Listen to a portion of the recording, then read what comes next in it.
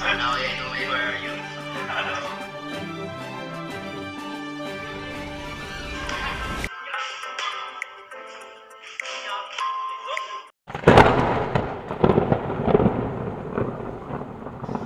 Maligayang pagbabalik mga kasolid, Yoshinori Oguni versus Chandler Casimiro Cuadro Alas. Bakbaka na, hindi maganda ito, nagkadayaan na. Japanese promoter at tiwala sa kakayahan ng former IBF champion na si Oguni. Para sa ating unang balita, fight day sa pagitan nitong ating pangbatong si Cuadro Alas kontra sa pambato ng Japan na Yoshinori Oguni. Pero bago natin pag-usapan yan, isang shoutout muna kay manager Jose de la Cruz. Shoutout din dito kay Manay na walang tigil sa pagluluto ng mga pagkain para kay Angas ng Pinas. At shoutout din sa mga Pinoy na pumunta ng bansang Japan upang sumuporta sa laban ng ating pangbatong si Janrel Casimiro. Ngayong araw na nga ang bakbakan at ang laban ng ating nag-iisang Angas ng Pinas. Pagdating nga sa weigh-in, wala namang naging problema dahil parehas namang nakuhang timbang 121.9 pounds sa ginanap namang press conference.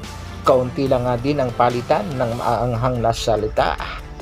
Pero pagdating naman sa gloves na susuotin dito ilan gustong lamangan ng Japan ang ating pangbatong si Alas. Manipis nga ang gustong ipasuot kay Oguni, samantalang sa ating pangbatong si Janrel Casimiro ay yung gloves na makapal.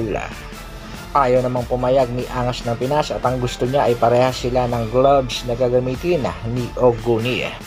Sa mga tala, Japanese promoters, alam naman natin na ang main goal nitong mga Japanese promoter para sa ating pangbatong si Janrel Casimiro ay magtuloy-tuloy ang panalo para maipasa nila ang laban kontra Japanese monster na si Naoya Inoue. Pero ayon dito sa Japanese promoter ng Treasure Boxing Promotion, malaki din daw ang tiwala niya dito kay Yoshinori Oguni, kaya ito ang kinuha niyang opponent ng ating pangbatong si Janrel Casimiro. Naniniwala daw siya na mabibigyan ni Oguni ng magandang laban ang ating pambatong si Angas ng Pinas.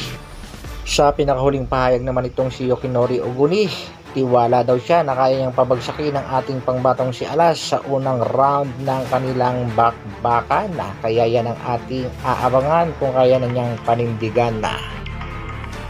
Sa kabilang balita naman mga kasolid, bago natin matunghayan ang pagpakan sa pagitan ni Casimiro at Oguni ay atin munang panoorin ang mga highlights ng laban ng ating pangbatong si Alas at ang laban nitong Japanese boxer na si Oguni.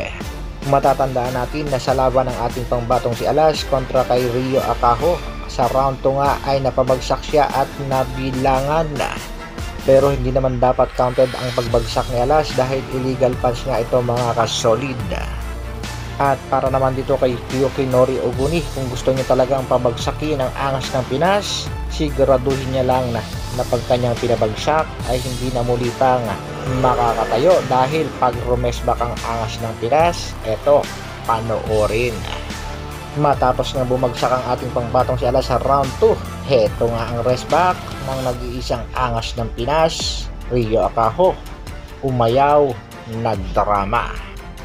Dito naman sa isa sa laban itong si Yoshinori Oguni ay mapapansin natin mahina pala itong tumanggap ng malakas na suntok dahil madaling bumabagsak itong Japanese boxer.